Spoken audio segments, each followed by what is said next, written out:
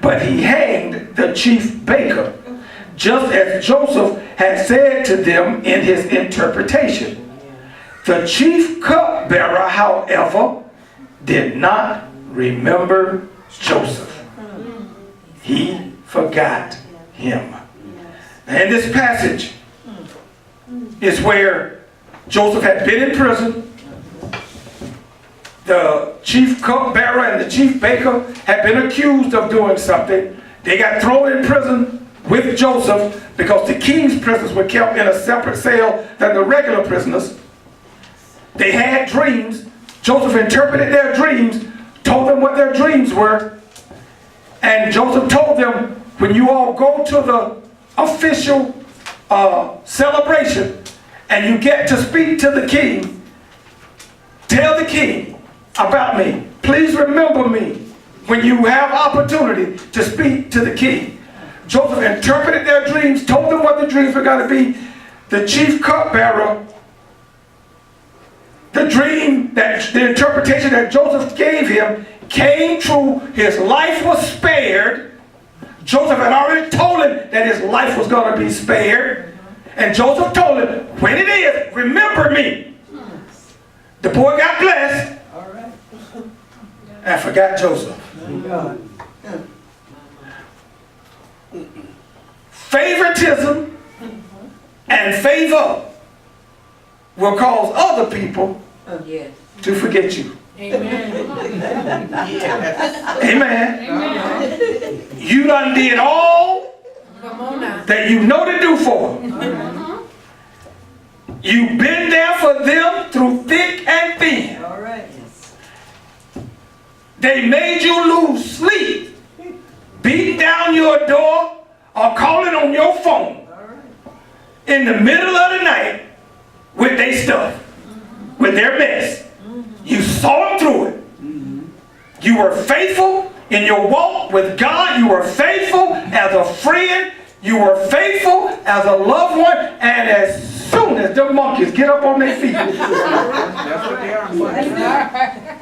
as soon as they get up on their feet, they forget about it. Hallelujah. That's so true.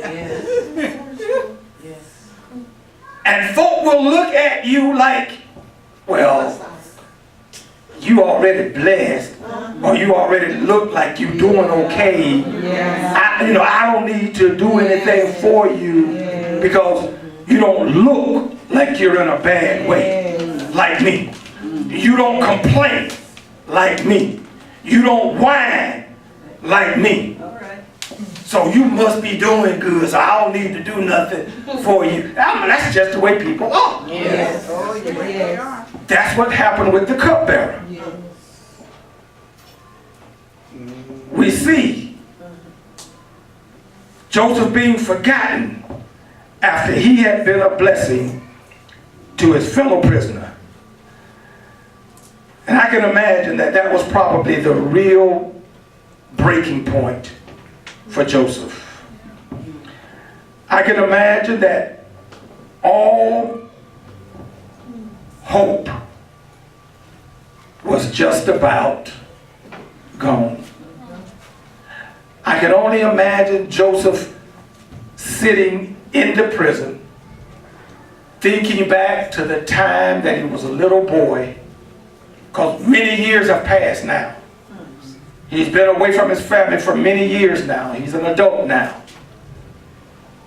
And I can only imagine him sitting in prison, thinking back to the time that he was a little boy and how happy he was and how joyful the times were, and knowing he was Dad's favorite and Dad giving him that richly ornamented robe, and how good he felt when his father gave it to him, and the vision that God had given him about his brothers bowing down to him, and about his mama and daddy one day bowing down to him. And Joseph probably had a vision of God blessing me to some degree, somehow or another. God's going to bless me in that realm because he's shown me that this is going to be. And he's found himself going through trial after trial after trial after trial.